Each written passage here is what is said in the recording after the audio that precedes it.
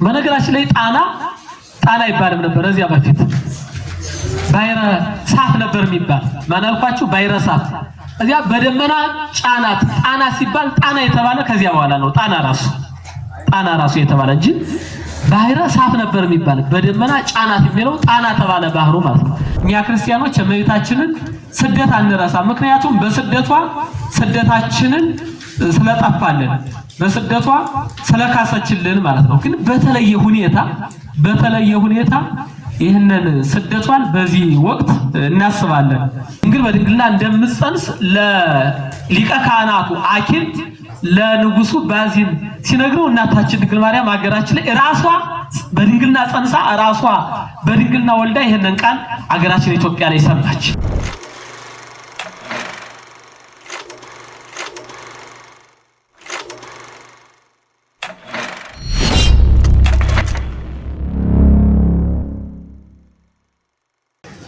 በስመ አብ ወወልድ ወመንፈስ ቅዱስ አሐዱ አምላክ።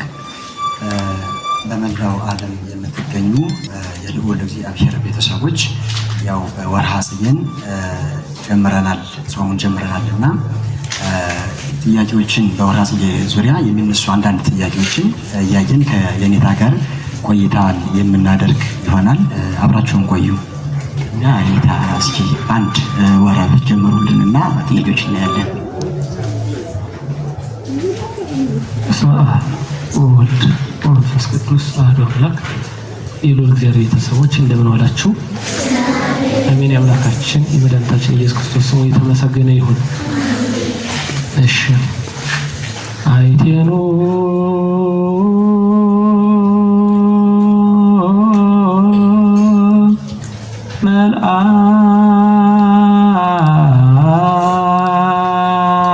መልአክ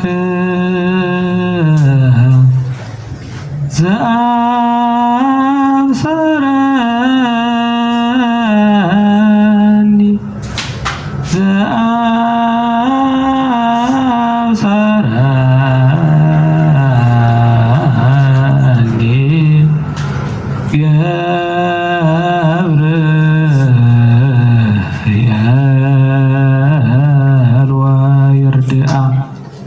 አይቴኑ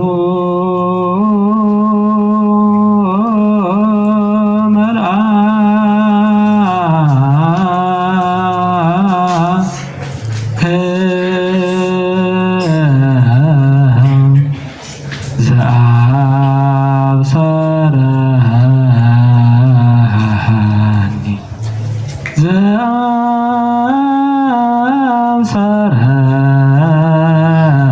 ዘአብሰረኒ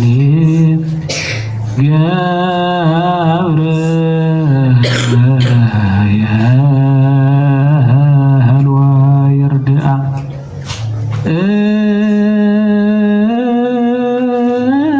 እንዘ ትብሊ ድንግል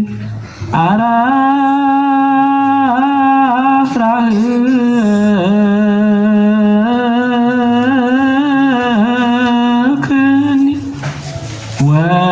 ወአልብየ ሰብእ ዘየአምረ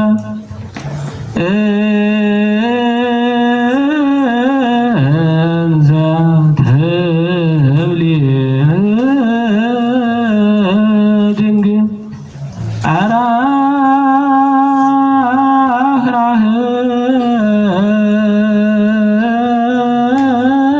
አላፍራህክኒ ወአልብየ ሰብእ ዘየአምረ። ይሄ ማለት ያበሰርከኝ ከሦስቱ ቅዱስ አንዱን ቅዱስ ተጸንሻለሽ፣ ተወልጃለሽ፣ የወለድሽውም ዓለምን ያድናል ብለህ የነገርከኝ ገብርኤል ወዴት ነህ? እንዘ ትብሊ ድንግል አራህራህክኒ አልብየ ሰብእ ዘያምረኒ። የማውቀው ሰው የለምና ያበሰርከኝ ገብርኤል ወዴት ነህ ስትይ ድንግል ልቤን አሳዘንሽኝ፣ አሳዘንሽኝ፣ ማለት ነው። ይሄ ማለት እመቤታችን ተገብሮ ሊቁ አባ ገብረ ማርያም የተናገረው ነው። እመቤታችን በስደቷ ወቅት ገብርኤል ወዴት አለ አይቴቲ ሐና እመየ የወለደችኝ እናቴ የት አለች? ወኤልሳቤጥኒ እንተ ማዝማዴ ከዘመዶቼ ወገን የሆነች ኤልሳቤጥ ሌሎቹ ወገኖቼ የት አሉ ብላ በብቸኝነቷ በግብጽ በረሃ የተናገረችውን ቃል ሊቁ እጅ አድርጎ የተናገረው ቃል ነው። የእመቤታችን መከራዋን ስደቷን አስበን ከስደቷ ክብር እንድንሳተፍ አምላካችን እግዚአብሔር ይርዳን። እሺ እንግዲህ የመጀመሪያው ጥያቄያችን የሚሆን የእመቤታችንን ስደት የምናስብበት ወቅት ላይ ነንና ስደት ማለት ምን ማለት ነው ከሚል ጥያቄ እንጀምር። እንግዲህ እየሰማችሁ ነው አይደለም? ስደት ማለት የግዕዝ ቃል ነው። ሰደደ፣ አባረረ፣ አሳደደ ከሚል የግዕዝ ግስ የወጣ ነው። ስደት ማለት ማሳደድ፣ መሰደድ፣ መራቅ፣ ከሀገር ከዘመድ ተለይቶ ወደ ሌላ ቦታ መሄድ፣ በሌላም ትርጉም መፍለስ፣ መነቀል፣ መውጣት ማለት ነው። ይሄ ማለት ከዘመድ ከወገን ከተለያየ ነገር መሰደድ። እመቤታችንም ከሀገሯ ከቤተልሔም ወደ ፊት ወደምናነሳው ወደ ግብጽ ወደ ኢትዮጵያ ወደ በረሃ መሰደዷል፣ ከዘመድ ከወገን ተለይታ መሄዷል፣ መራቋል፣ መውጣቷል። ሄሮድስ ማሳደዱን አሳዳጅ አለ፣ ተሳዳጇ እመቤታችን ደግሞ መሰደዷን የሚገልጽ ነው። በዚህ ርዕሰ ጉዳይ የምናየው በሌላ መነቀል መፍለስ የሚለውን መጨረሻ ላይ ጥያቄ ካለ በዚያ እናየዋለን። አውዳዊ ትርጉሙ ይሄ ነው ማለት ነው። እንዲያ ሲሆን እንግዲህ እመቤታችን ከልጇ ጋር ለምን ተሰደደች የሚል ነው የአምላክ እናት ስትሆን ለምን ተሰደደች? እንግዲህ የአምላክ እናት ናት።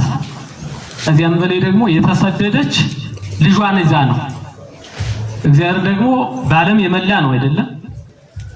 ከየት ወደ የት ይሰደዳል? እግዚአብሔር በመለኮቱ አይደለም፣ በለበሰው ስጋ ነው። ኋላ እናየዋለን።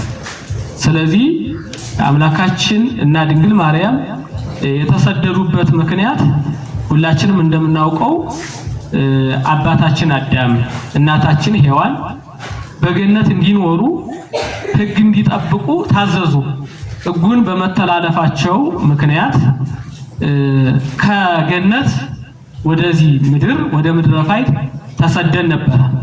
ከገነት ወደ ምድር ተሰደን ነበር። ከእግዚአብሔር ወደ ዓለም ተሰደን። ስለዚህ ለዚያ ለመካስ አምላካችን እግዚአብሔር በለበሰው ስጋ ነው የተሰደደ።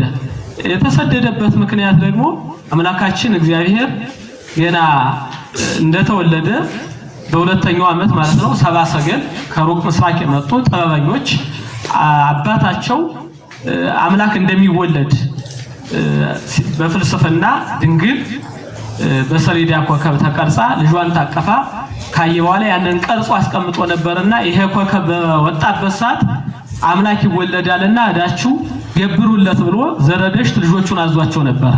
እዚያ ልጆቹ ይሄ ተፈጽሞ ያን ኮከብ አምላካችን እግዚአብሔር በተወለደበት ሰዓት ኮከቧ ማለት ነው ልጇን ታቀፋ አባታቸው ቀርጾ እንደታስቀመጠላቸው አዩ ያንን ኮከብ።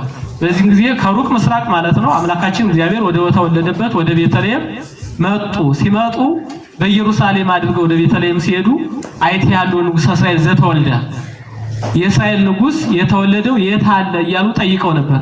በዚህም ሰዓት ይህንን ወሬ የሰማ ዲያብሎስ ማለት ነው በዘመኑ በዚያ ለነበረው ለንጉሥ ሄሮድስ ያንተን ንግስና የኔን መንግስት የሚቀማ ተወልዷል፣ ስለዚህ እወቅበት ብሎ ለንጉሥ ሄሮድስ አዘዘው። እኒህ ሰዎችም ወደ እርሱ ወደ ዋድረው ነበርና መረመረ። በቤተልሔም እንደሚወለድ ሰማ። ካህናቱን ጠርቶ ይሄ ነገር እውነታ ነው ወይ? አምላክ ይወለዳል የሚል ትንቢት አለ ወይ? የሚወለድስ በየት ነው ብሎ ጠየቃቸው። እንደሚወለድ ትንቢት እንደተነገረ ነገሩት። የሚወለድም በቤተልሔም እንደሆነ አስረዱት። ስለዚህ ያ ተወልዷል ማለት ነው፣ አሁን ነው ማለት ነው። ስለዚህ እንደነገረኝ ስልጣኔ ሊቀማ ነው ብሎ ተመልሳችሁ ከሰገዳችሁለት በኋላ በኔኑ ብሎ አዘዛቸው። ይሄ ማለት ሊሰግድለት ሆኖ የተንኮለኛ አነጋገር ነው። እንዲገለው ማለት ነበረ።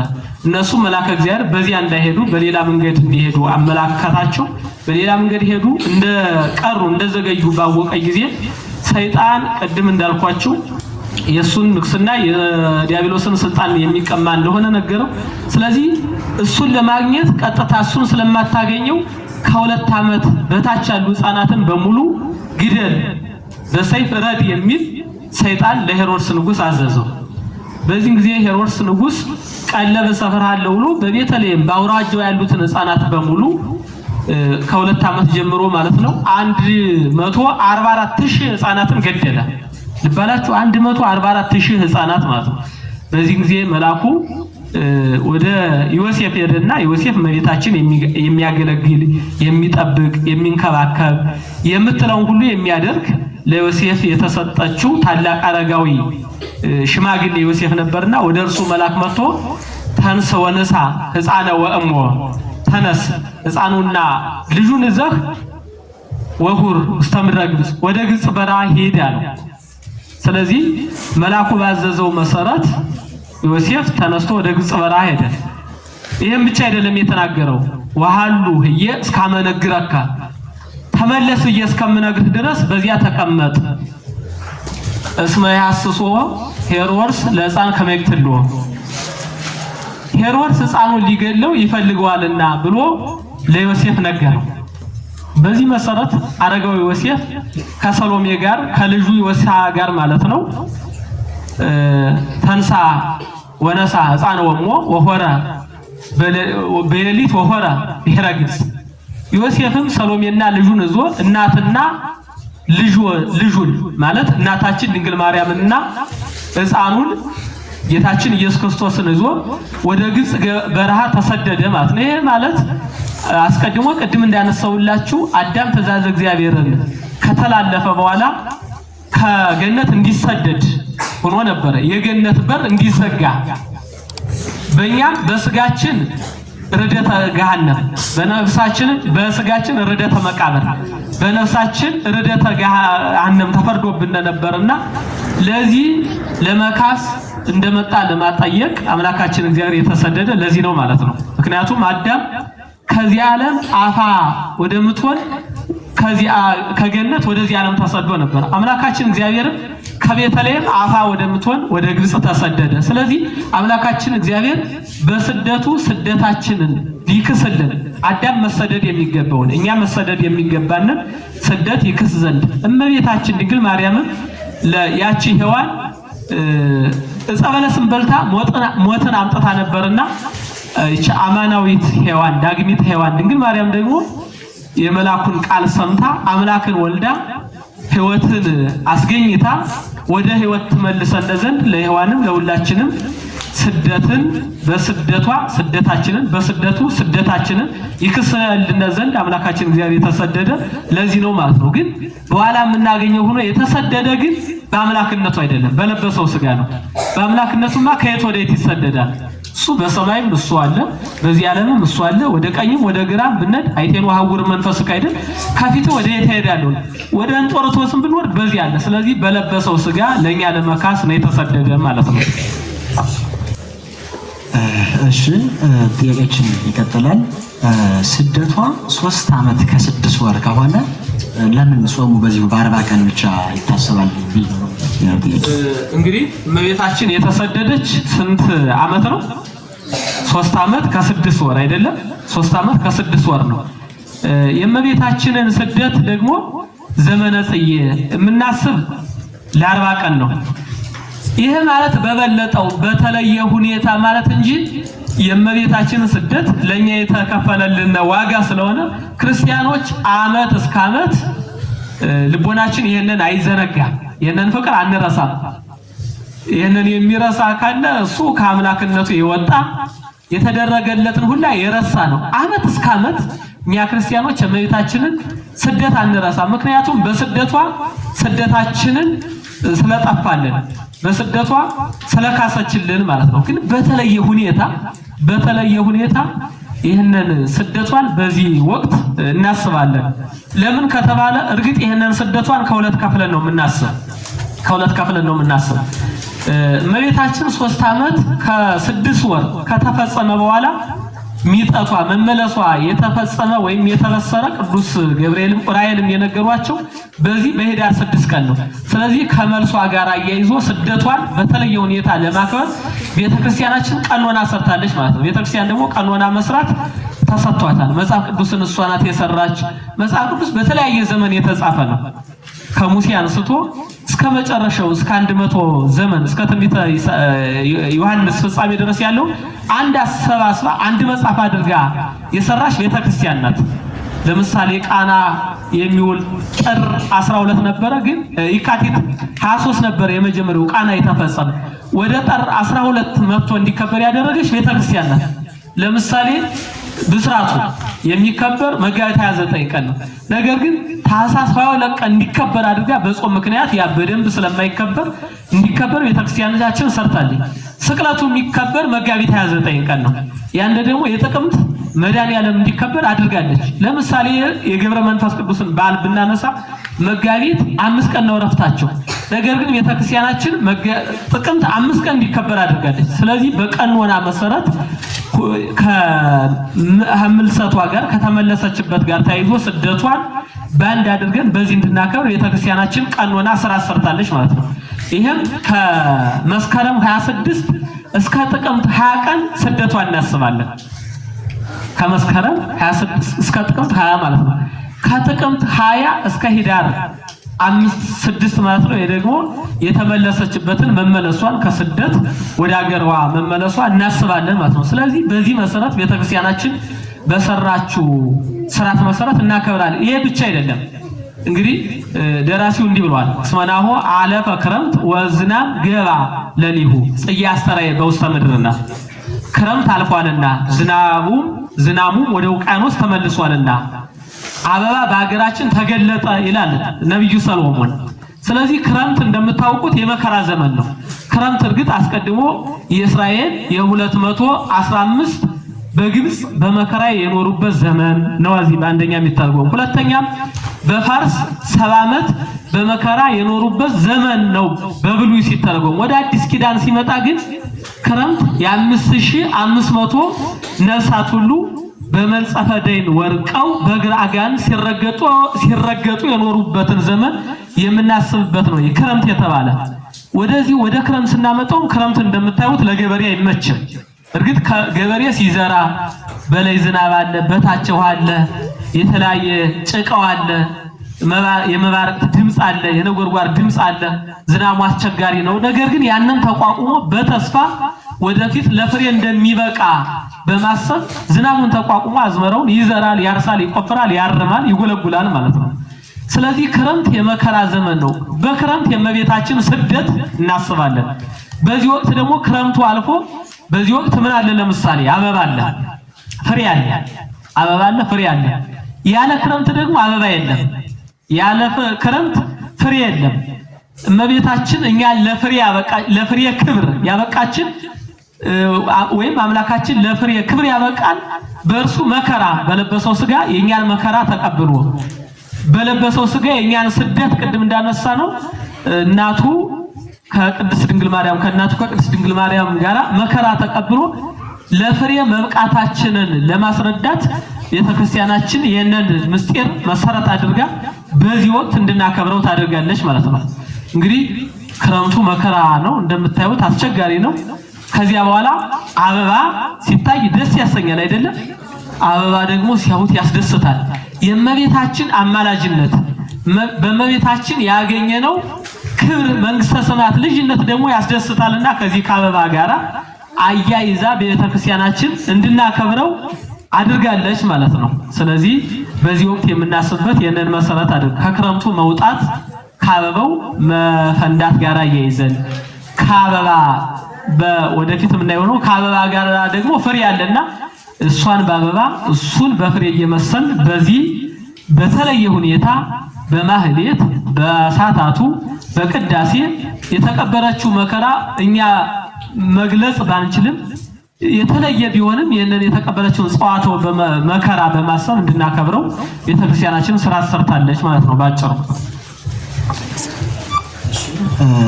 እመቤታችን እንግዲህ በስደቷ ጊዜ ወደ ግብጽ እንደሄደችም ሲያነሱልን ቆይተዋል። ወደ ኢትዮጵያ መጣለችና እንዴት ለምን የሚሉ ጥያቄ ማስተር ያስተምሩልን።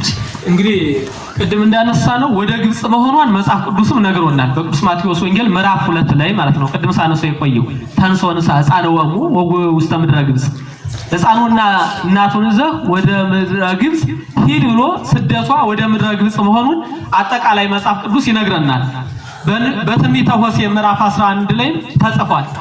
ግብጽ ጸዋዕክዎ ለወልድየ ይሄ ማለት ከግብጽ ልጅን ጠራሁት ተብሎ መውጣቱን ደግሞ ወደ ተብሎ ሲፈታ ደግሞ ወደ ግብጽ ልጅን ጠራሁት ተብሎ ወደ ግብጽ መውረዱን በትንቢት ተጽፎ እናገኛለን። ይሄ ብቻ አይደለም። በትንቢተ ኢሳይያስ ምዕራፍ 19 ቁጥር 1 ላይ ናሁ እግዚአብሔር ይነብር ዲበ ደመና ቀሊል ወይመጽእ ውስተ ግብጽ እነሆ እግዚአብሔር በፈጣን ደመና ተጭኖ ከግብጽ ወደ ግብጽ ይመጣል ተብሎ በትንቢተ ኢሳይያስ ምዕራፍ 19 ቁጥር 1 ላይ ተጽፎልን እናገኛለን። በፈጣን ደመና የተባለች እመቤታችን ነው። መፍጠኒት ደመና ይላታል። ፈጣን ደመና ልጇን አዝላ ወደ ግብጽ እንደምትመጣ ነብዩ ኢሳይያስም ነግሮናል። በውዳሴ ማርያም ለምሳሌ አንቲ ዘበአማን ደመና የግንቦት የሰኔ ደመና ያይደለሽ የሐምሌና የነሐሴ ደመና አንቺ ነሽ ተብላ በውዳሴ ማርያም ቅዱስ ኤፍሬም ነግሮናል ማለት ነው። ስለዚህ በፈጣን ደመና ተጭኖ ወደ ግብጽ እንደሚመጣ መጽሐፍ ቅዱስ አጠቃላይ ይነግረናል ማለት ነው። ይነግረናል ወደ ግብጽ እንደሚመጣ መልአኩም ለቅዱስ ገብርኤል ማለት ነው ለዮሴፍ ነግሮታል። ነብዩ ሆሴዕም ቅድም እንዳልኳችሁ ጽፎልናል። ኢሳይያስ በሌሎቹ መጽሐፍ ተጽፎልናል ማለት ነው። ስለዚህ ወደ ግብጽ እንደሚሄድ አጠቃላይ በመጽሐፍ ቅዱስ ተጽፏል። ወደ ሀገራችን ኢትዮጵያም እንደሚመጣ በተለያዩ የታሪክ ድርሳናት ተጽፎ እናገኛለን። ለምሳሌ ታምረ ማርያም አጠቃላይ ሌሎቹ መጻሕፍት ድርሳነ ዑራኤልን ስትመለከቱ ወደ ሀገራችን ኢትዮጵያም እንደመጣች ይነግረናል። ለምን ካላችሁ እመቤታችን ከቤተልሔም ወጥታ ወደ ግብጽ ስትሰደድ በግብጽ በረሃ ውስጥ እንግዲህ እመቤታችን ሄሮድስ 144,000 ሕፃናት እንደገደለ ስለሰማች ሰው ባየሽ ቁጥር ልጇን የሚገልባት ሰው የመጣ እየመሰላት ልቧ እየደነገጠ ጉልበቷ እየተበረከረከ ጫካው ነው ስትል የነበረ በረሃው ጥቅጥቅ ባለው ጫካ ውስጥ ማለት ነው። የቀኑ ሐሩር አለ፣ የሌሊቱ ቁር አለ። ያንን ሁላ ተቋቁማ ሌትም ቀንም ነው 3 ዓመት ከ6 ወር እመቤታችን የተጓዘች። አዲያ ወደ ግብጽ በረሃ ሲሄዱ ዮሳፍጥ ከሚባለው በረሃ ሲደርሱ 6 አናብስት መጡባቸው።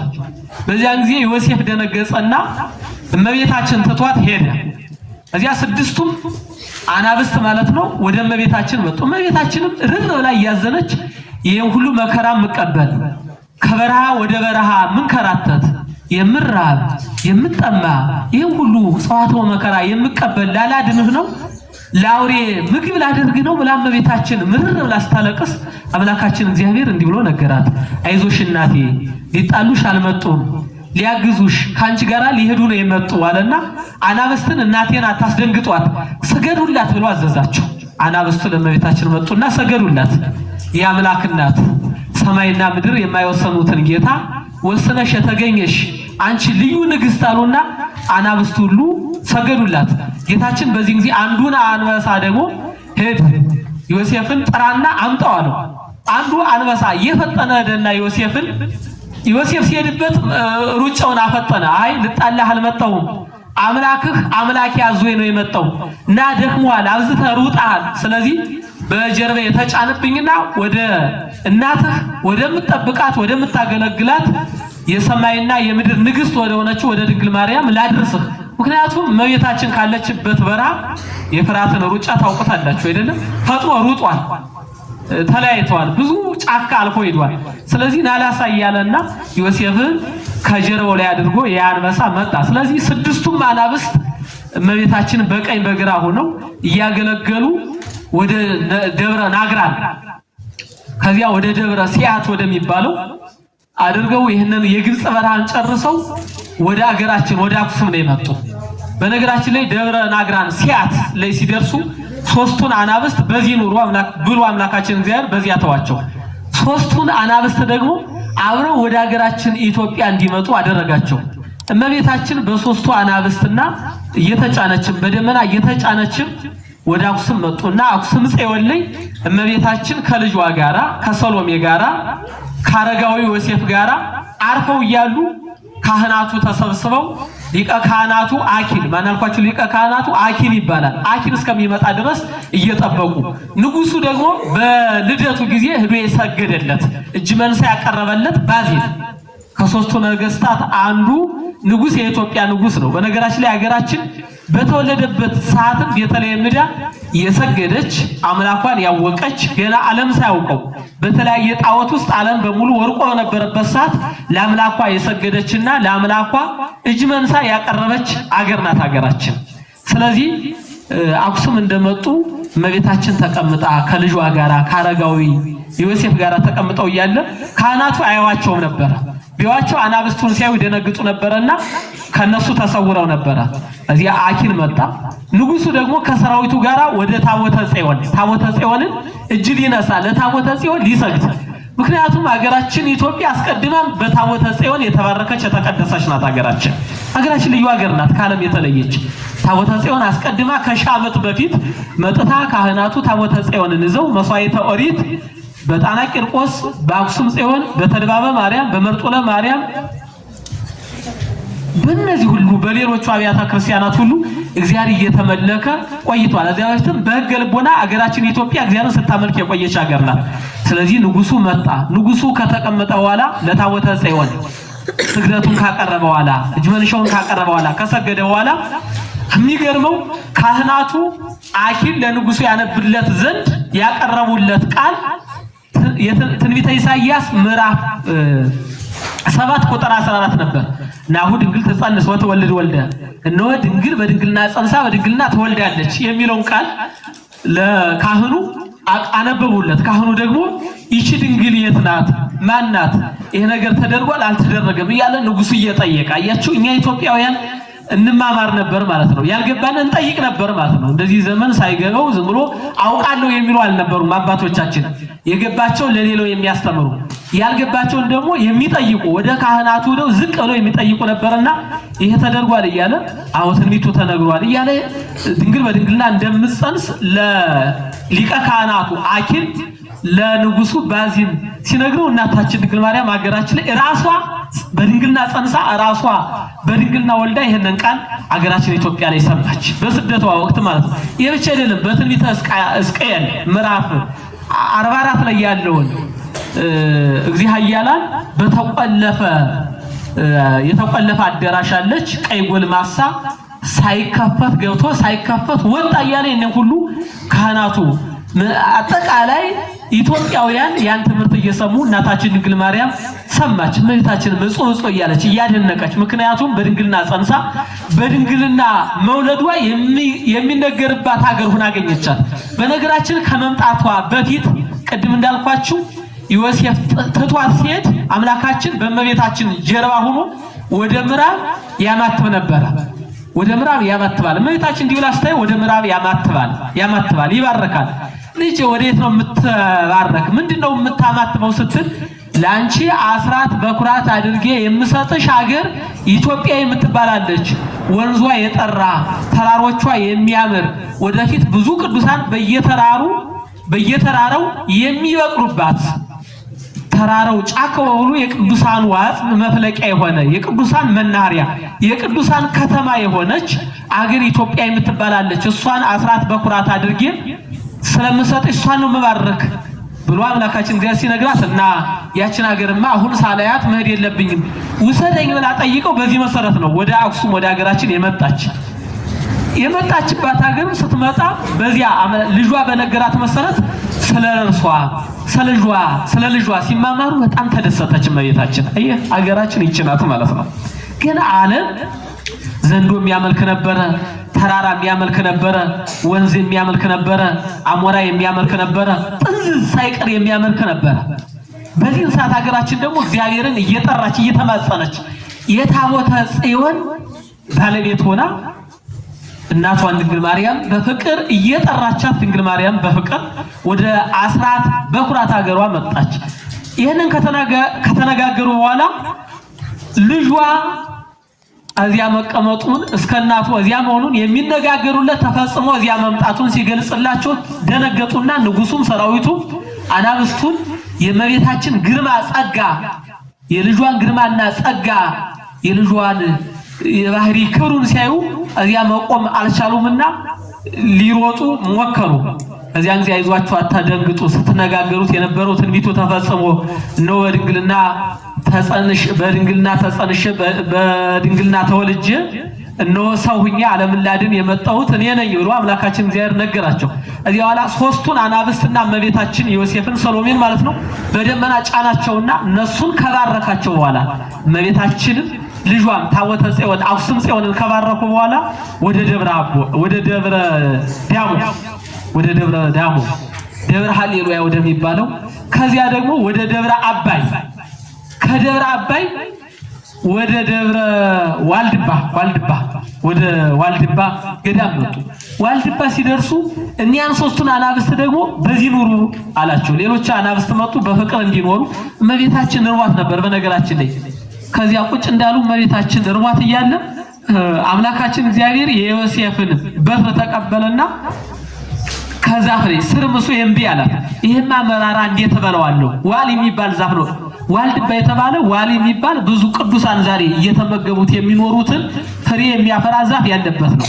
አይ ወደፊት በአንቺ ስም የሚሰበሰቡ ቅዱሳን ይሄንን እየበሉ ይኖራሉ ብሎ እመቤታችን ዋልድባን እንደሞሰብ አንስቶ ባርኮ ለእመቤታችን ቃል ኪዳን አድርጎ ከሰጣት በኋላ ወደ ሀገራችን ወደዚህ ወደ ጣና ቂርቆስ ከዚያ ወደ ጎጃም ወደ ጉም ኢየሱስ እንዲያለ ደቡቡን በሙሉ ባርኳል የእመቤታችን ማለት ነው። ይሄ በተለያየ መጻሕፍት የተቀመጠ ነው። የሚገርመው እንዲያው ምን ይላል በተለያየ መጻሕፍት ላይ ስናነብ ወተባረከት አገርክሙ በኪደተ እግራ ለሙ ቅድስት አገራችሁ በእናቱ በቅድስት ድንግል ማርያም ተባረከች ይላል። ተቀደሰች እያለ ነው የሚነግራት።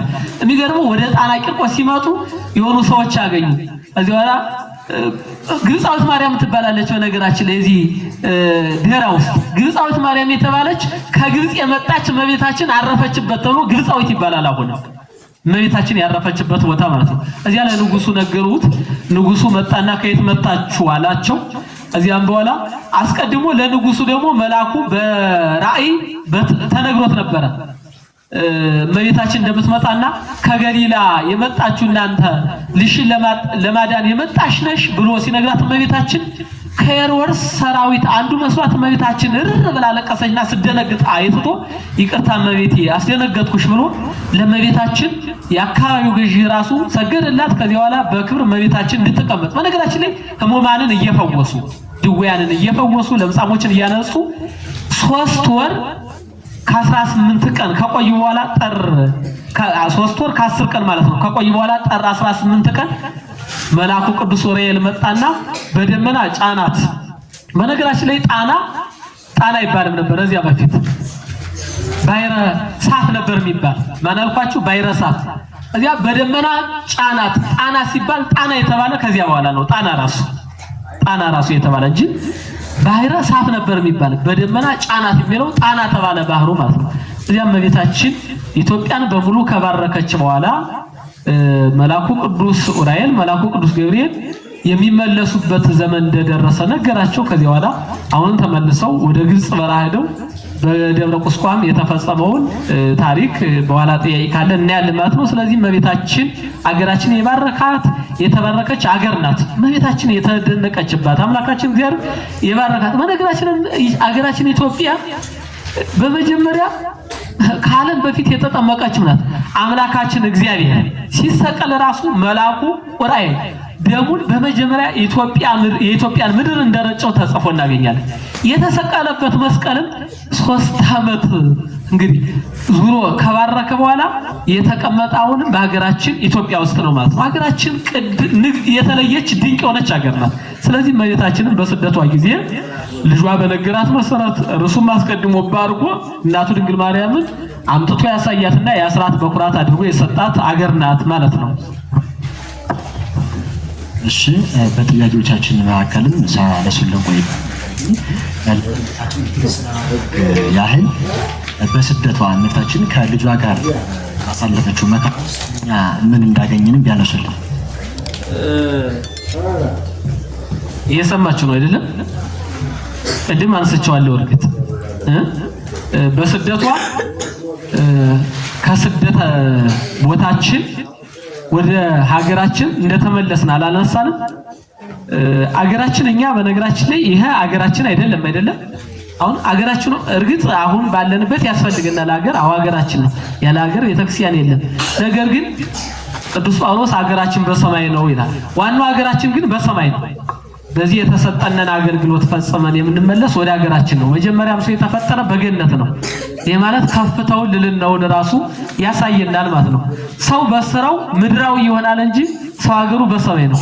በነገራችን ላይ አምላካችን እግዚአብሔር ራሱ ወደዚህ ምድር ሰው ሆኖ የመጣ ሰው መሆን ሲያቀተው ወደዚህ ምድር ሰው ሆኖ መጣና ሰው መሆን ያቃተውን ሰው አድርጎ ወደ ሀገሩ ነው የመለሰው። ስለዚህ በስደቱ ስደታችንን እንግዲህ ስደታችንን ክሶ ወደ ሀገራችን ነው የመለሰን።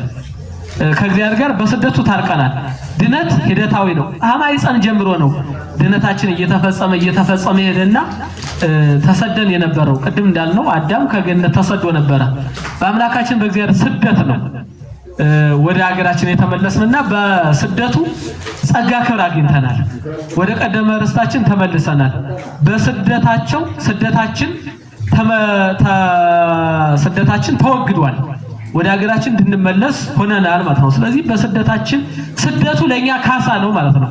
እኛ መሰደድ የሚገባንን ስደት ተሰዶ እኛን እንዳንሰደድ ነው ያደረገን ማለት ነው። በነፍስም በስጋም ተሰደን ነበረ።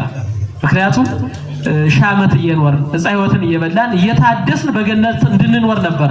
ነገር ግን ሕገ እግዚአብሔርን አፍርሰን ዕፀ በለስን በልተን ከእግዚአብሔር ተሰደን። ከእግዚአብሔር ጋር ሳለን ሁሉ የኛ ነበረ። ከእግዚአብሔር ጋር ስንጣላ ግን ሁሉ የኛ የሆነውን ነገር ሁሉን ነገር አጥተን ነበርና በስደቷቸው በነገራችን በእመቤታችን ስደት በአምላካችን ስደት ሁሉን ነው ያገኘን። ይሄ የቀረብን ነገር የለም። በእምቢተኝነት ሰው ሊቀርበት ይችላል እንጂ ሁሉ ነገር በስደት ተሰጥቶናል። ተረበን ነበረ። እመቤታችን አምላካችን እግዚአብሔር ተረበው ራባችንን አስወግደውልናል። ተጠምተን ነበረ። ጥማችን አስወግደውልናል። በተለያየ ኃጢአት እሾህ እየተወጋ እንደነበረ እመቤታችን ድንግል ማርያም በእሾህ ተወግታ እርግጥ ፍጻሜ ያገኘ በዕለተ ዓርብ ነው። ሂደት ነው። ድነት ሂደታዊ ነው። ስለዚህ በሂደት ድነታችን እየተፈጸመልና ሂዷን ማለት ነው። በስደት አጥተነው የነበረው ነገር እንዳጠቃላይ ባጭር ተመልሶልናል ማለት ነው።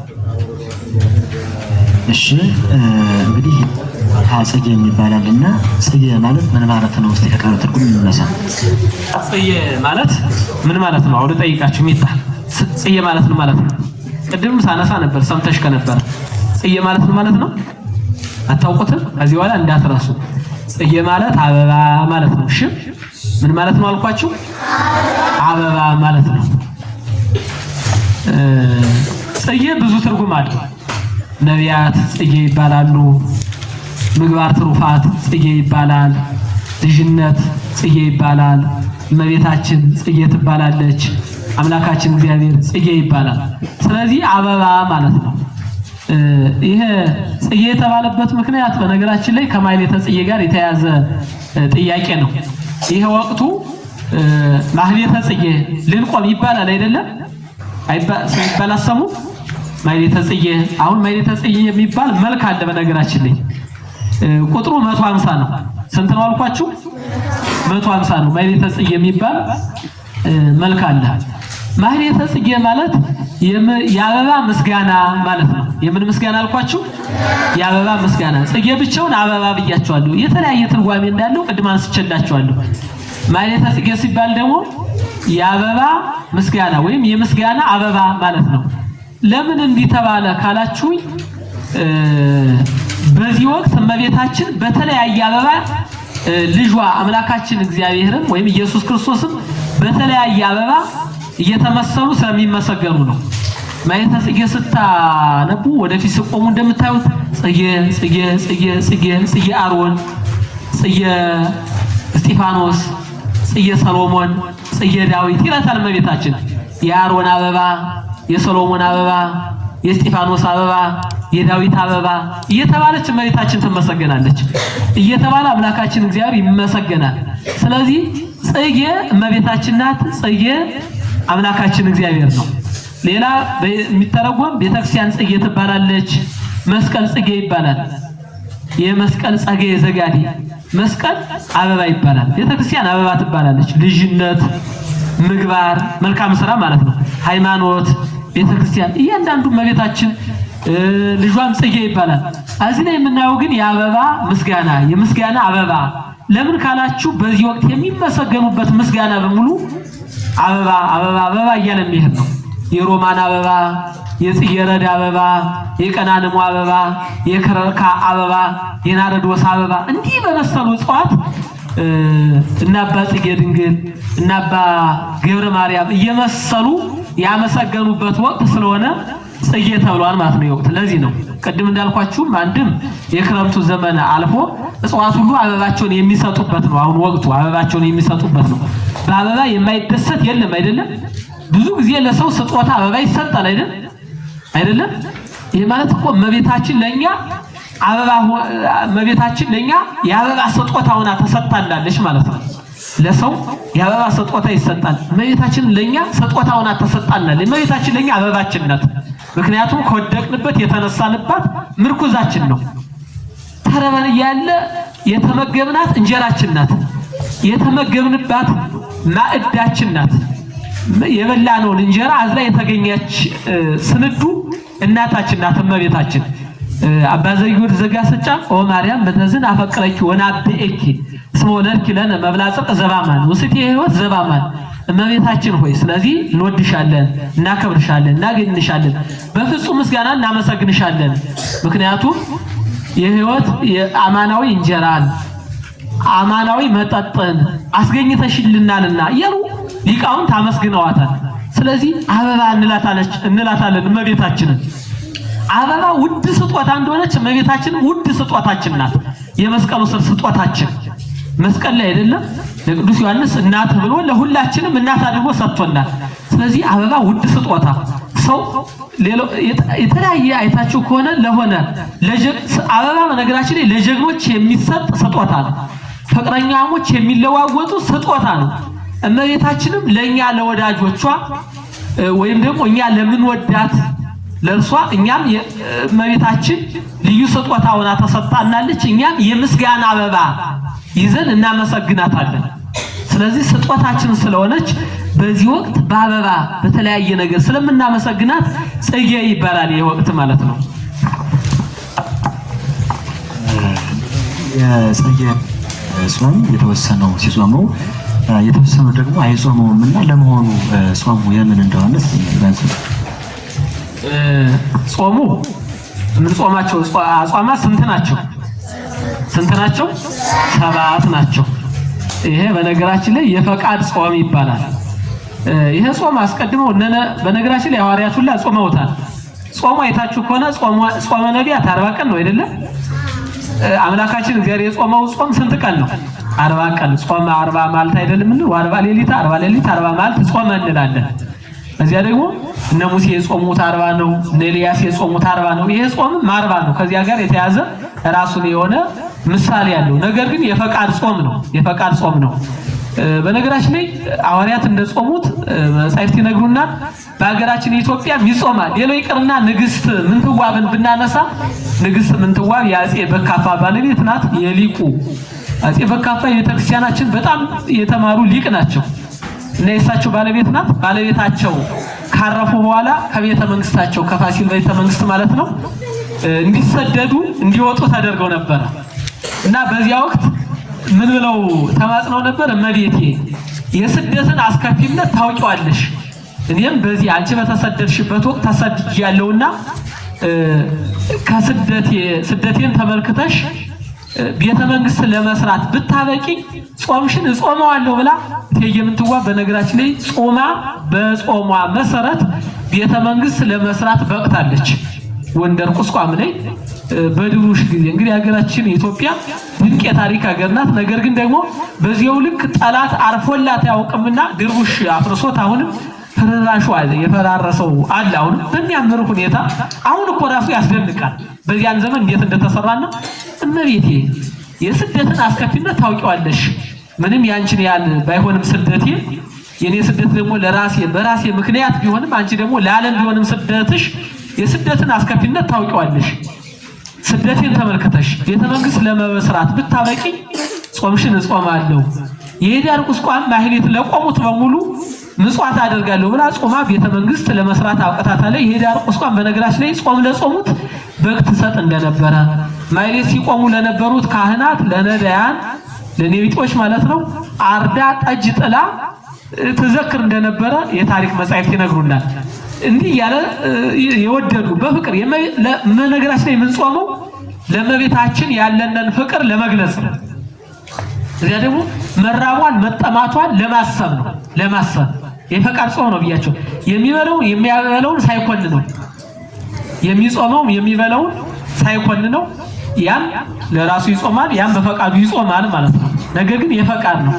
ስለዚህ እንዲያለ እየጾሟት መጣ። በነገራችን ላይ እትዬ ጣይቱ በነበረችበት ሰዓት የጾም መጾም አለበት መጾም የለበት የሚል ነገር ተነሳ። እዚያ ክርክር ሲሆን እትዬ ጣይቱ ሊቃውንቱን ህዝቡን ሰበሰበችና ወደ አንድ ሐሳብ እንዲመጡ ነገረች። አንዲት ሀገር ነው ያለችን፣ አንድ ሃይማኖት ነው ያለን፣ እንዴት በዚህ እንጨቃጨቃለን? እንዴት እንነጋገራለን? ብላ እንደኔ ግን መጾም የፈለገ ይጾም፣ መብላት የፈለገ ይጾም፣ የሚጾመው የማይጾመውን አይተቸው፣ የሚጾመው ያየውን አይተቸው ብላ አስታራቂ ሐሳብ አቅርባ እንዲህ ያለ ዘመናችን ላይ ደርሶ አሁንም በፍቅር እንጾማታለን። ምንም የሷ የተደረገውን ያህል ባይሆንም ግን ከፍቅሯን ለማሰብ እንደው ፍቅሯን ለመግለጽ ማለት ነው። ምክንያቱም እመቤታችን አሰቡ 3 ዓመት ከ3 ወር ከ6 ወር ማለት ነው እየተራበች። በነገራችን ላይ እንግዲህ የህይወት እንጀራ ናዝላ ነው የተራበች። የሚገርመው የህይወት እንጀራ ናዝላ፣ እዚያ ደግሞ የዝናሙን ጌታ አዝላ ተጠማች እመቤታችን። አሁን ስደት ሲባል እንደዚህ እንደ ዘመኑ በቀላል የሚታሰብ አይደለም። የሆነ ቦታ ደርሶ እንደመምጣት አይደለም። እመቤታችን ስደት የወረደችው ቁልቁለት፣ የወጣችው ዳገት፣ የተራበችው ራብ፣ የተጠማችው መጠማት ቅድም እንዳልኳችሁ ለካሳ ነው። ግን የሁሉ የተፈጸመና በእኛ አንደበት የሚገለጽ አይደለም። ነገር ግን ይህንን ፍቅሯን ለመግለጽ ያህል በዘመናችን ብዙ ምዕመናን ይጾሙታል። ሊበረታታ የሚገባ ነው። ሌሎቹ በተለያየ ምክንያት ደግሞ በኃጢአት የወደቁትም ኃጢአታቸውን እመቤታችን ተማልዳ እንድታስተሰርይላቸው ይጾሙታል። በነገራችን ላይ በሀገራችን ብሂል አለ። ማንን ብዬ ጽየን ጾምኩኝ የሚል ብሂል አለ። ራሱ ማንን ብዬ ጽየን ጾምኩኝ የሚል ብሂል አለና ብዙ ምዕመናን እንደሚጾሙት ያሳያል። ነገር ግን የፈቃድ ጾም ነው ጾሙ ማለት ነው። እሺ እንቀጥላለን። እንግዲህ ጽጌ የተባለ መልክም እንዳለ ያነሳችሁልን ነበርና የማይል ጽጌና የሰቆቃወ ድንግል ናቸው። ጽጌንስ እንዴት እንቆመው የሚለው ጥያቄ እስኪ አብረው ማይል ጽጌ ቅድም እንዳነገርኳችሁ ማይል ጽጌ 150 ነው። እዚያ በኋላ 7 አሉ መርገፎች ናቸው። 150 የሆነበት ምክንያት የራሱ የሆነ ምስጢር አለው። እርግጥ ዳዊት ስንት ነው? ዳዊት 150 ነው። አባቷ ዳዊት እንግዲህ 150 ዳዊት ደርሶ አዲስ ኪዳንንም ብሉይ ኪዳንንም አምላኩን እግዚአብሔር አመስግኗልና ዳግማዊ ዳዊት እንበለው አባ ጽጌ ብርሃንም 150 ድርሰት ደርሶላታል። በብዛት 6 ስንኝም አለው። ባለ 5 ስንኝ ቤት እየገጠመ የሚሄድ ነው። በሚመጣው ሳምንት እንነጋገራለን። እያንዳንዱ የሚቆመውን አሁንም የሚቆመውን በባለፈው ተነጋገረን ስለሆነ ሚዲያችን ላይ ስላለ ማለት ነው። 5 እንግዲህ 5ቱ አዕማደ ምስጢር፣ 5ቱ ቅንዋተ ምስጢር ይሄንን ምስጢር የተሸከመ 5 ስንኝ ያለው ነው። ይሄ ሆኖ ደግሞ 150 ነው። የሆነበት ምክንያት በደንብ ስሙኝ ህፃናት። እመቤታችንን አባቶቻችን እንዴት እንደሚያመሰግኗት አዳምጡኝ። እየሰማችሁኝ ነው? በነገራችን ላይ ይሄንን ድርሰት የደረሰው አባ ጽጌ ድንግል ወይም አባ ጽጌ ብርሃን ነው የሚባል። ማን አልኳችሁ? አባ ጽጌ ድንግል ወይም ደግሞ አባ ጽጌ ብርሃን ነው የሚባሉ። ወደ ክርስትና እምነት ከመምጣታቸው በፊት አይሁዳዊ ነው የነበሩ። በደንብ አዳምጡኝ። አይሁዳዊ ነው የነበሩ። ወደ ክርስትና እምነት ያመጧቸው አቡነ ዜና ማርቆስ ናቸው። ማን አልኳችሁ? አቡነ ዜና ማርቆስ እንደ ተክለ ሃይማኖት ኢትዮጵያን ዙረው ያስተማሩ ታላቅ ሐዋርያ ናቸው። አቡነ ዜና ማርቆስ እሳቸው በነበሩበት ሰዓት የነበረ ነው ይሄ አባ ጽጌ ብርሃን። የቀደመ ስሙ አባ ዘካርያስ ነው የሚባል። ዘካርያስ ነው የሚባል። ማን አልኳችሁ? ዘካርያስ። በነገራችን ላይ ዘካርያስ ከዕለታት አንድ ቀን ወደ ጫካ ሄዶ ጫካ እንደሄደ የእመቤታችን ስለ ማርያም ይመለከታል። ስለ አድኗል።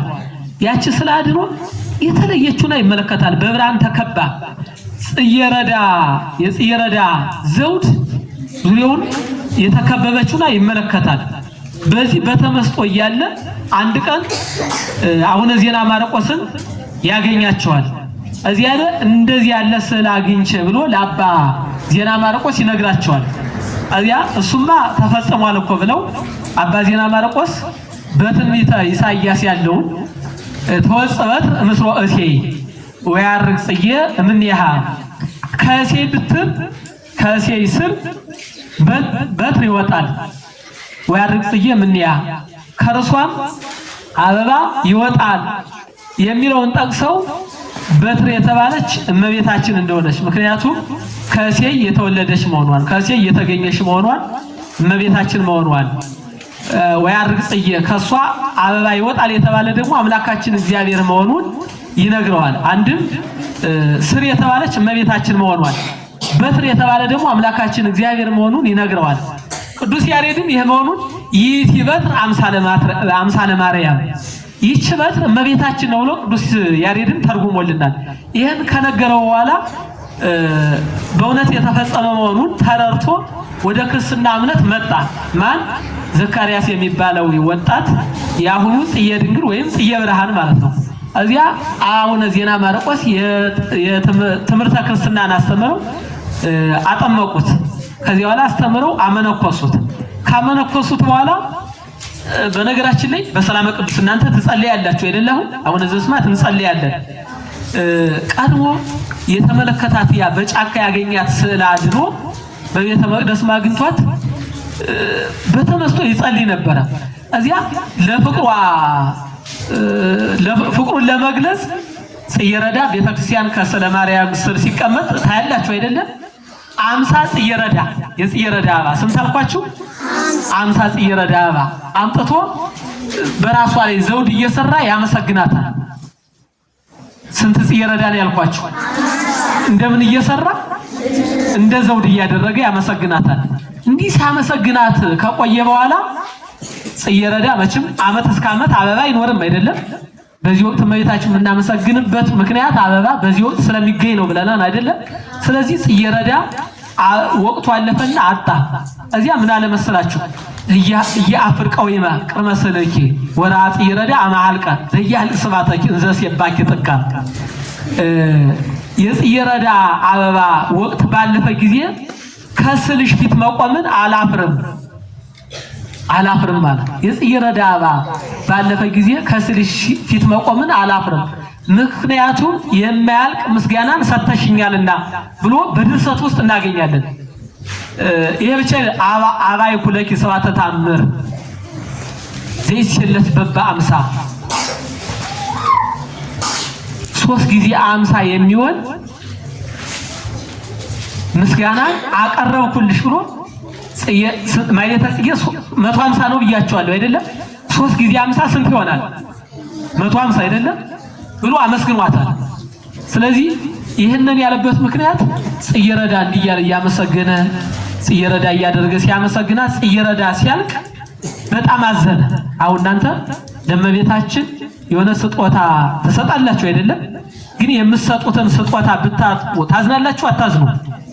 የማታዝኑ ከሆነ ትክክል አይደለም።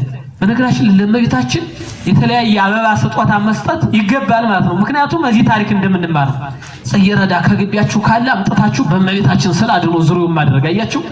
አባ ጽጌ ድንግል እንዳደረጉት አባ ጽጌ ብርሃን እንዳደረጉት ማለት ነው። እዚህ የጽጌረዳ አበባ ሲያልቅ ይሄንን ያለበት ምክንያት አላፍርም ያለ አዘነ። ሲያዝን ምን ላቅርብላት አለና ወደ ቤተክርስቲያን ሄደና አቡነ ዘበሰማያት ኑሮ በሰላም ቅዱስ ገብርኤል መልአክ የሚለውን ሰላም ለኪ ኦ ቅድስት ድንግል ማርያም ተፈሥሒ ፍሥሕት እግዚአብሔር ምስሌኪ ሰላም ለኪ በመልአኩ በቅዱስ ገብርኤል ሰላምታ ሰላም ልሻለሁ እያለ 50 ጊዜ አመሰገነ። ስንት ጊዜ አልኳችሁ? አሁን እናንተ አቡነ ዘበሰማያት በሰላም ቅዱስ 50 ጊዜ አመስግናችሁ ታውቃላችሁ? እዚህ በኋላ ማመስገን ይገባል ማለት ነው። አያችሁ ቅዱስ ኤፍሬም 64 ጊዜ በእድሜዋ ልክ አመስግነዋታል፣ ስሟን ጠርተዋታል።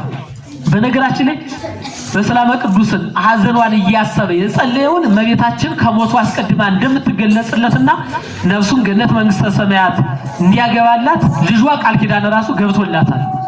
ስለዚህ ሰላም ለኪ እያለ በተመስጦ ሲያመሰግን እመቤታችን ደግሞ እንደ ጽጌረዳ እየሆነ ከአንደበቱ እየወጣ ምስጋና እኮ ነው ሰላም ለኪ የሚለው 50 ጊዜ 50 ጽጌረዳ ያቀርብላት ነበር ብያቸዋለሁ።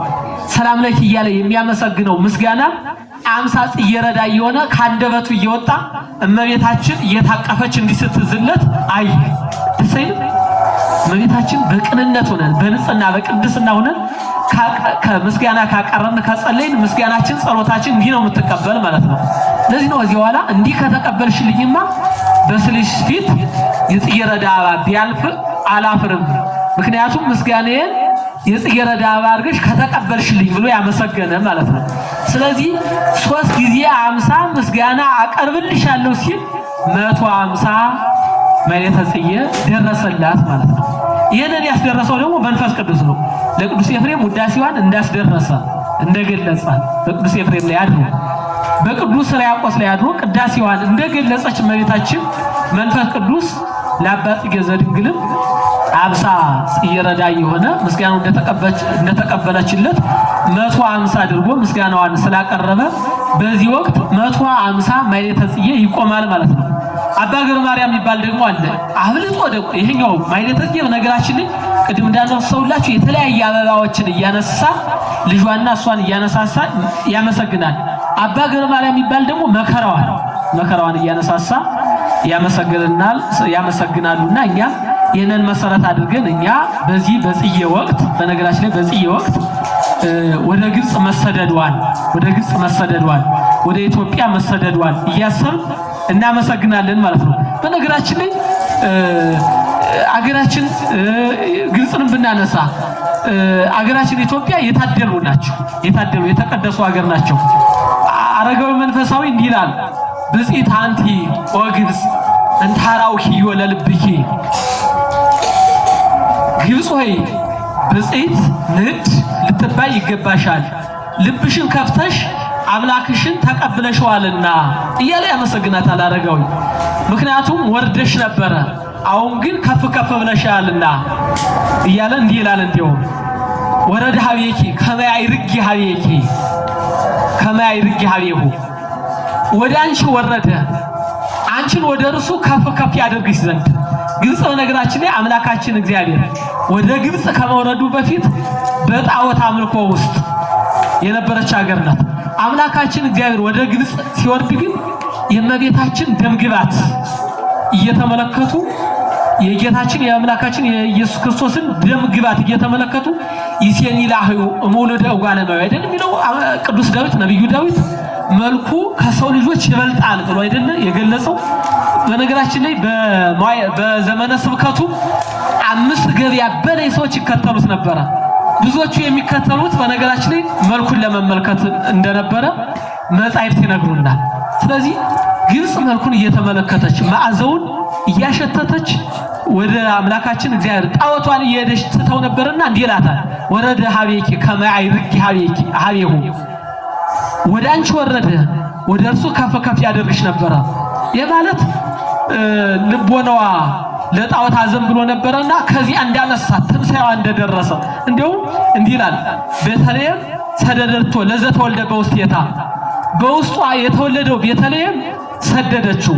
ምድረ ግብጽሰ ተፈሳት በርኤቱ፣ የግብጽ ምድርስ በማየቱ ተደሰተ እያለ ያደንቃል። በእውነት በማየቱ እሱን እየተመለከተች ስለዚህ እኮ ነው በማይሌታውን ተመስጠን በአይነ ህሊና እመቤታችን እየተመለከትን በአይነ ህሊና ቀራንዮስን እየተመለከትን በአይነ ህሊና ልጇን ክርስቶስን እየተመለከትን ምስለ ፍቁር ወልዳ ስዕሏ ሲመጣ እንዘ ታቅፍዮ ለሕፃንኪ ቀይና ነጭ የሆነ ልጅሽን ታቀፈሽ በ40 ቀን ወደ ቤተ መቅደስ እንደገባሽ አሁንም ወደ ቤተ መቅደስ ነይ ርግቤ ትናዘዝን ይምላህ ርግቤ ሆይ ካዘኔ ታረጋጊኝ ዘንድ ነይ ወደኛ ብለን ግብጽና ሀገራችን ኢትዮጵያ እንጠራታለን ማለት ነው። በነገራችን ላይ ሁሉም ወደፊት ሲክዱ ወልድ ዋህድ በማለት ጸንተው የሚገኙ ግብጽና ሀገራችን ኢትዮጵያ ናቸው። በነገራችን ላይ በትንቢተ ኢሳይያስ ምዕራፍ 19 ላይ እንደተቀመጠ ወትከውን አሐቲ ሀገር ምስዋኦ ይላታል ግብጽን። አንዲት ሀገር ምስዋኦ መስዋዕቱ የሚሰዋበት ትሆናለች። እስክንድርያን ገዳመ አስቄጥስን ገዳመ ቁስቋም እንዲህ ይላቸዋል። በነገራችን ላይ አምላካችን ወደ ግብጽ በረሃ ሲወርዱ ቆንጃጂቱ እየተመለከቱ በንጽህና ከብረው እንደኖሩ መጻሕፍት ይነግረናል። ሕፃናት እናታቸው ትታቸው የሄዱ ሕፃናት እመቤታችን ልጇን ሲያዩ ከልቅሷቸው ይጽናኑ እንደነበረ ያዘን እናት አባት የሞቱባቸው ባላቸው የሞቱባቸው በነገራችን ላይ እመቤታችን እየተመለከቱ ልጇን እየተመለከቱ ይጽናኑ እንደነበረ ይደሰቱ እንደነበረ እንዲሁም ወተባሃላ አዋልደ ሲያት ኑ ንራእዮ ለወልደ መንክራት በሲያት ያሉ ደናግላ እንዲተባባሉ እንበለዘር በድንግልና ተጸንሶ በድንግልና የተወለደውን ኑ እናመስግነው እያሉ አመሰገኑት ይላል። ለዚህ ነው ሀገራችን ኢትዮጵያ 24 ሰዓት ዓመት እስከ ዓመት ይልቁንም በሕማማት የልጇን መከራ እያሰቡ የእርሷንም መውደቅ መነሳቷን ልጇ በቀራንዮ አደባባይ የተቀበለውን መከራ ሲሰቀል በቅንዋት ሲቸነከር በመስቀል ላይ እንደብራና ሲወጠሩት ስትወርቅ ስትነሳ ያዋለችውን እያሰብን በሕማማት እናዘክራታለን እናዘክረዋለን። በዚህ ወቅትም ወደ ግብጽ በረሃ እንዲህ የተነጋገሩለትን መላእክት የሚደነቁለትን ደምግባቱ ከሰው ልጆች ይበልጣል ተብሎ የተነገረለትን በግብጽ ያሉ በዚያ ውስጥ ያሉት ሁሉ እያደነቁት ያመሰገኑለትን ጌታ እኛም በዚህ ወቅት እናመሰግነዋለን ማለት ነው። ለዚህ እኮ ነው እና አባ ጽጌ ድንግል እና አባ ገብረ ማርያም ወይም ደግሞ አርከ ስሉስ ወይም ገብረ ኢየሱስ የሚባሉት መከራዋን እያነሳሱ አመሰገኑት። እኛም ልጆቻቸው መከራዋን እያነሳሳን እናመሰግናለን። ምስጋናችን ግን በነገራችን ላይ ስርዓቱን ጠብቆ መሆን አለበት። አሁን ምስጋናዋ እንዴ ማይሌተ ጽጌን ስንቆም ወደ ግብጽ ይሄንን የተቀበለችውን መከራ በአይነ ህሊና እየተመለከት አብረን ወደ ግብጽ እየወረርን ከወደቅንበት እንነሳ ዘንድ መሆን አለበት። ቀራንዮስን እያሰብን አሁን ግን ማህሌቱ ወደ ሌላ ተቀይሯል። ይዘቱን እየለቀቀ ይሏል። የእመቤታችን ስደት የሚያወሳ ቃል እግዚአብሔር እያሰብን ከዚህ መውጣት ኖር ነው። በዜማው እንመሰጣለን፣ በትርጉሙ እንመሰጣለን። የተቀበለችውን መከራ በማሰብ በነገራችን ላይ ወደ ግብጽ ወደ ኢትዮጵያ መንጣቱ እኮ አስቀድሞ መልከጼዴቅ በግብጽ በበረሃ ውስጥ የኖረ ባይታዊ ነው። መልከጼዴቅ ወገኖችን መቼ ነው ጎበኛቸው ብሎ ኢትዮጵያ ግብጽን መቼ እንደሚጎበኛቸው እኮ መልከጼዴቅ ጠይቋል። በዚያ መሰረት ነው ወደ ሀገራችን የመልከጼዴቅን ኪዳን ይፈጽም ዘንድ ወደ ኢትዮጵያ ወደ ሀገራችን የመጣመት ነው። ያንን በማሰብ ደግሞ እኛ ማህሌት እንቆማለን። ማህሌታችን ደግሞ ቀራንዮስን ሳይረሳ ስደቷን ምድረግብጽ በኢትዮጵያ በረሃ በሲያት በረሃ በናግራን በረሃ የተቀበለችውን መከራ ራቧን ጥሟን ሳንረሳ እናመሰግናታለን ማለት ነው። ምክንያቱም እንዲያ ከሆነ እኛ ልጆቿ እንባረካለን። ምክንያቱም ሀገራችን እንደተባረከች እኛም እንባረካለን። ከተባረክን ደግሞ የእመቤታችን ዙፋን እንሆናለን። ኃጢአት በእኛ ውስጥ አይነግስም። የመንፈስ ቅዱስ ዙፋኖች እንሆናለን። ስለዚህ የመንፈስ ቅዱስ ዙፋን ከሆነ ደግሞ ሁሉን አሸናፊዎች እንሆናለን ማለት ነው። ያንን መሰረት አድርገን ማህሌተ ጽጌ ይህንን ምስጢር እያሰብን እንቆማለን ማለት ነው። ሰይጣንም ከኛ ያፍራል። በነገራችን ላይ አሁን አምላካችን እግዚአብሔር ተሰደደ ሲባል ቅዱስ ቄርሎስ እንዲላል ነጽር እንዲሁም እንዲህ ብሎ ይገልጸዋል። የተነጸር ከመጎየ ፈሪሆ አምላክ ሰው ሆኖ ሲሰደድ ፈርቶ እንደሸሸ አታስብ። አንተ መናፍቅ ብሎ ነው የሚገልጸው። ፈርቶ እንደሸሸ አታስብ። ምክንያቱም አንደኛ ቅድም እንዳነሳሁት በስደቱ ለስደታችን ሊክስልና ነው የመጣ። ሌላው ከዚህ ሆኖ ድኖ ቢሆን ምታት እንዳይሉት እንደሆነ ሲያስረዳ አንተ መናፍቅ ሰው የሆነ አምላክ ሲሰደድ ፈርቶ እንዳልሆነ አስብ። እንግዲህ ምንድነው ካልከኝ ይላል። እንግዲህ ምንድነው ካል አላ ነጽር ከመጉየተ ሕፃን አጉየው ለዲያብሎስ የሕፃኑ መሰደድ ዲያብሎስን እያሰደደው እንደሆነ እወቅ እንጂ ይላል። በነገራችን ላይ አምላካችን እግዚአብሔር ሲሰደድ ዲያብሎስን እያሰደደ ነው። ከማን ነው የሚያሳድደው ካላችሁ ከኛ ልቦና። ዲያብሎስ በነገራችን ላይ የኛ ልቦና ወንበር አድርጎ ተቀምጦት ነበር። የኛ ልቦና ዙፋን አድርጎ ነግሶ ነበር። ለዚህ ነው 5500 ዘመን ባላውያን ነገስታት ባላውያን መናፍቃን ጣዖት አቁሞ ሲያስመልክ የነበረ ማለት ነው። ስለዚህ ከኛ ዲያብሎስን ሊያሰድድ እንደመጣ ተመልከት ይላል።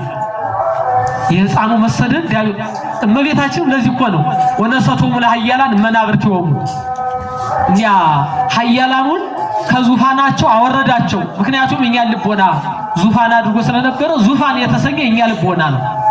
አይሌው ሁለቱታን አለና በዚያ በስደቱ ደግሞ ተዋርዶ የነበሩትን ከፍ ከፍ አደረጋቸው። ለእመቤታችን የጸለየች በቅዱስ ሉቃስ ወንጌልም እንደምናገኘው ማለት ነው። ስለዚህ በስደቱ የነው ሁሉ ነው ያደረገልና በእኛ ልቦና ነክሶ በሰው ልቦና ሁሉ ነክሶ የነበረውን ዲያብሎስ ድል ነስቶታል፣ ድል አድርጎልናል በስደቱ። ስለዚህ የነን እያሰብ አምላካችን እግዚአብሔር ሰው ባይሆን በስደቱ ስደታችን ባይከሰልን እመቤታችን በስደቷ ለዳግማዊት ሔዋን ሆና ለሔዋን ስደቷን ስደት አድርጋ በስደቷ ስደቷን ባትከስልን ኖሮ አሁን ምን ልንሆን እንችል ነበር? ዲያብሎስ በልቦናችን ነክሶ አሁንም ጣዖት ያስመልከነ ነበር። ይሄን እያሰብ ማኅሌተ ጽጌን ስንጸልይ ይሄ ሁሉ የተደረገልን ልቦ እያሰብ ቀራንዮስን እያሰብ ስደቷን እያሰብ በፈሪያ እግዚአብሔር ሆነን በመመሰጥ ማኅሌታችንን ማገልገል አለብን። ማኅሌታችን እንዲህ ከሆነ ማኅሌተ መላእክት ይሆናል ማለት ነው። በታምረ ማርያም ተጽፎ እንደምናገኘው በዜና ማርቆስ ገድል ተጽፎ እንደምናገኘው አባ ጽጌ ድንግልና አባ ገብረ ማርያም ማኅሌተ ጽጌ ሲቆሙ በነገራችን ላይ ሲደክማቸው እመቤታችን መጣ ታበረታቸው እንደነበረ እንዲሁም ከድካማቸው የተነሳ ምክንያቱም ከቆሙ አይቀመጡም ነበርና ላባቸው ሲመጣ እመቤታችን በብርሃን ማህረም ላባቸውን ትጠርክላቸው እንደነበረ ክብር ተሰጣቸው እንደነበረ ተጽፎ እናገኛለን። ስለዚህ በተመስጦ እንደ እመቤታችን መከራ እያሰብን ከገለጽን እመቤታችን ታበረታታናለች፣ ክብር ታሰጠናለች ማለት ነው። በፈሪያ እግዚአብሔር ሆነን ማኅሌተ ጽጌውን ሰቆቃወ ድንግልን ቁመን ክብር እንድናገኝ እመቤታችን በአማላጅነቷ አትለየን። ሌላው እንግዲህ በተለይ በገጠሩ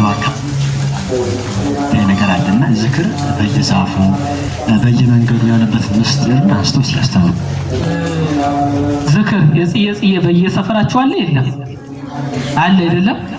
ግን በየቤቱ ነው አይደለም?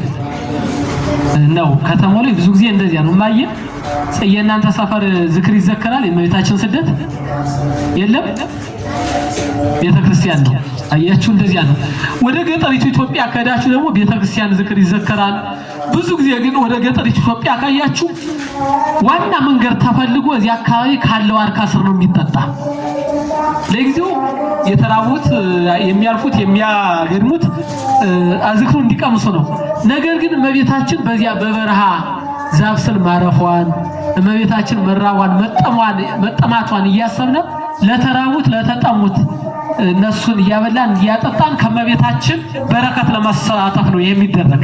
ወደ ገጠሪቱ ኢትዮጵያ አዚም የሆኑ ቤተክርስቲያን መደረጉ ማለት ነው። እመቤታችን መሰደዷን ጫካ ለጫካ ዛፍ ስር ነው የሚደረግ። በነገራችን ዝክሩና ያንን መሰረት አድርጎ ነው። በነገራችን ላይ በሀገራችን የሚከናወን የትኛውንም ክንውን መንፈሳዊ ይዘት አለው። ከዚያ ውጭ የሆነ አይደለም። ከዚያ ውጭ ከሆነ መስተካከል አለበት ማለት ነው። ስለዚህ እመቤታችን ጫካ ለጫካ መሄዷን መራቧን መጠማቷን እያሰብን በተለይም በገጠሪቱ ኢትዮጵያ ያሉ ወገኖቻችን ምንገርዳለኝ። ምክንያቱም እመቤታችን ጫካ ለጫካ የተጓዘችውን ከዛ ስር ነው ብያቸዋለሁ። ጫካ ውስጥ ነው የሚደረግና ያንን ለማሰብ ዝክሩ የሚዘከር በጫካ ምንገርዳለኝ በትላልቁ ዋርካ ነው የሚዘከር። ይህንን መሰረት አድርጎ ነው ማለት ነው። በመጨረሻም እንግዲህ ጥያቄዎቻችን ምን ይመስላሉ? ለተመልካቾቻችን መልእክት ያስተላልፉልና መራገራችን እንጨርሳለን ማለት ነው። መልካም እንግዲህ ስለ እመቤታችን ስደት ስንነጋገር ቆይተናል አይደለም? የእመቤታችን ስደት ደግሞ የአምላካችን የእግዚአብሔር ስደት ደግሞ ተሰዶ የነበረውን ዓለም ከስደቱ ለመመለስ እንደሆነ ስናነሳ ቆይተናል። ስደትን ቅድም ስናይ ከወገን ከዘመድ መለየት ብለናልና በዚህ ዘመን ብዙ ሰው ከወገን ከዘመዱ ከሀገሩ ተለይቶ ወደ ተለያየ ሀገር ይሰደዳል። በዚያም ለተለያየ መከራ ሲጋለጥ እናያለን። እንግዲህ እርግጥ የሚያሰድዱት ነገሮች ሃይማኖታዊ ይዘት ሊኖራቸው ይችላል። በሀገር የመኖር ያለመኖር ሊኖሩ ይችላል። ነገር ግን ሀገርን አስከብሮ በሀገር መኖር ችግሮችን ተወያይቶ መፍታት እንጂ ወደ ተለያየ ነገር መሰደድ ተገቢ እንዳልሆነ በዚሁ መልእክት ማስተላለፍ ፈልጋለሁ። ነገር ግን ላነሳው የመጨረሻ አካባቢ አዳምጣችሁን ከሆነ ስደት ማለት መነቀል፣ መፍለስ የሚል ነገር አንስቼ ነበር። በዘመናችን በጣም ያስቸገረን ነገር ቢኖር ይሄ መፍለስ መነቀል የሚለው በህዝባችን ላይ ጎልቶ ይታያል። ይሄ ማለት እንግዲህ ከታሪክ መነቀል፣ መፍለስ፣ ከሃይማኖትም የሚፈልሱ አሉ፣ የሚነቀሉ አሉ። ከባህል መነቀል አለ፣ ከማንነት መነቀል አለ፣ ከስርዓት መነቀል አለ። ይሄ ተገቢ እንዳልሆነ ይሄ ብቻ አይደለም። በነገራችን ላይ አባቶቻችን ከዓለም ወደ እግዚአብሔር ነበር የሚሰደዱ። ከየት አልኳችሁ? ከዓለም ወደ እግዚአብሔር። ለምን ካላችሁ ከዓለም ወደ እግዚአብሔር ከተሰደዱ ዓለም ሁሉ የእግዚአብሔር ስለሆነ ወደ እግዚአብሔር ከተሰደዱ የእግዚአብሔር የሆነ ሁሉ የነርሱ ስለሚሆን ማለት ነው። የእግዚአብሔር የሆነ ሁሉ የነርሱ ስለሚሆን አሁን ግን ትውልዱ እየተሰደደ ያለ ከዓለም ወደ እግዚአብሔር ሳይሆን ከእግዚአብሔር ወደ ዓለም፣ ከእግዚአብሔር ወደ ዓለም። ይሄ ማለት ወደ ጥፋት ማለት ነው። ከቅድስና ወደ ርክሰት፣ ከአንድነት ወደ መለያየት፣ ከፍቅር ወደ ጥላቻ፣ ከእውነተኛ ታሪክ ወደ ትርክት፣ ከእውነት ወደ ሐሰት፣ ከመረዳዳት ወደ መጠፋፋት እንበለው ወደ ሌላ ወደዚህ ነው እየፈለሰ ያለና ከፈቃደ እግዚአብሔር ወደ ፈቃደ ራሱ፣ ወደ ፈቃደ ራሱ፣ ከፈቃደ እግዚአብሔር ወደ ፈቃደ ሰይጣን ነው ዓለም እየተሰደደ ያለ፣ ትውልዱ እየተሰደደ ያለና እንደው ይሄንን ሚዲያ የምትመለከቱ ሁሉ እዚህም ያለ እንደው ከዓለም ወደ እግዚአብሔር ብንሰደድ፣ ከዓለም ወደ እግዚአብሔር ከተሰደድ የእግዚአብሔር የሆነ ሁሉ ወደኛ የኛ ስለሚሆን ማለት ነው። ከፈቃደ ሰይጣን ወደ ፈቃደ እግዚአብሔር ብንሰደድ፣ ሰይጣንን ብናሸንፍ፣ ከጥፋት ወደ ልማት ብንመጣ፣ አሁን ከጥላቻ ከጠብ ከመገዳደል አብሮ ወደ መኖር በህይወት ወደ መኖር ብንመጣ፣ ከትርክት ወደ ታሪክ ከሐሰት ወደ እውነት ብንመጣ የሚል መልእክት አስተላልፋለሁ። ምክንያቱም አሁን በሀገራችን የሆነ ሁሉ ይሄ ነው። ከታሪክ ወደ ትርክት ስለተሰደደ ነው ይሄ ሁሉ መከራ እያገኘን ያለ። ትውልዱ አሁን ከእግዚአብሔር ስለተሰደደ ከቅድስና ስለተሰደደ ወደሚያባራ መከራ፣ ሀገራችንም ወደሚያባራ መከራ፣ ትውልዱ ወደሚያባራ ስቃይ፣ ልቅሶ፣ ረሃብ የሄደ ለዚህ ነው። አምላካችን እግዚአብሔር እናቱ ድንግል ማርያም ተሰዳ ስደታችን ክሳልን እያለ ነገር ግን በእንቢትነታችን ወደ ሌላ ስደት ስለሄድን ማለት ነው። እግዚአብሔር የተሰደደ ድንግል ማርያም የተሰደደች እኮ ወደ እነርሱ እንድንቀርብ ነው። አሳዶን የነበረውን ሰይጣን አሳደውልናል። ምክንያቱም ሰይጣን የተሰደደ ራሱ ከልቦናችን እንዲሰደድ ነው። ነገር ግን በእንቢተኝነት ያ ቢወገድም ሰው እምቢ ብሎ በራሱ ፈቃድ ወዶ ፈቅዶ በልቦናው ሰይጣንን ያነግሳል። ሰይጣን በልቦናው እንዲነግስ ያደርገዋል። ያ ስለሆነ ነው አሁን በሀገራችን ሆነ በትውልዱም ሆነ እንደ ሃይማኖትም እንደ ክርስትና ተገቢ ያልሆነ ነገር እየሆነ ያለና ወደ ታሪክ ብንመለስ፣ ወደ እውነት ብንመለስ፣ ወደ መልካምነት ብንመለስ፣ ወደ መረዳዳት ብንመለስ፣ ወደ ፍቅር ብንመለስ፣ አውቀንም ሳናውቅም ወደ ተለያየ ነገር ልንኖር እንችላለን። በመንፈሳዊ ዓለም ያለንም በስጋው ዓለም ያለንም እንዳጠቃላይ ማለት ነው። እንደው ብንመለስና ብንፈልጋት አሁን የት ነው ያለን? እውነት የት ናት? እውነተኛው የሚያግባባን ታሪክ የት ነው ያለ? እውነተኛይቱ ሃይማኖት የት ናት? ማን ናት? ማን ነው ያዛት? ፈቃደ እግዚአብሔር እየፈጸምን አይደል ወይስ ፈቃደ ሰይጣን ነው እየፈጸምን ያለን? አሁን እንዴት ነው እየኖርን ያለን? ወደ ሀገራችን ነው ወደ ማንነታችን ወደ ባህላችን ነው እየተሰደድን ነው ያለን ወይስ ደግሞ ወደ ባህር ማዶ ነው እየተሰደድን ያለን? አጠቃላይ ያከናወን ነው ያለ ነው ለምን የሚያሰድድ ነው ወይስ በዚሁ በሀገራችን በሃይማኖታችን በባህላችን የሚያኖር ነው ብለን ሁሉም ሰው ራሱን ፈትሾ ወደ ትናንት ነው ወደ ተፈጸመልና ካሳ ተመልሰን የእመቤታችንን ስደት አክብረን እንድንኖር ከስደቷ እንድንሳተፍ ጣዕሟን ፍቅሯን እመቤታችን ታሳድርብን። የልጇ ቸርነት አይለየን። አንድ ወረብ በማለት እንጨርስ። የእመቤታችን ስደት የሚያወሳ አሁንም ማለት ነው።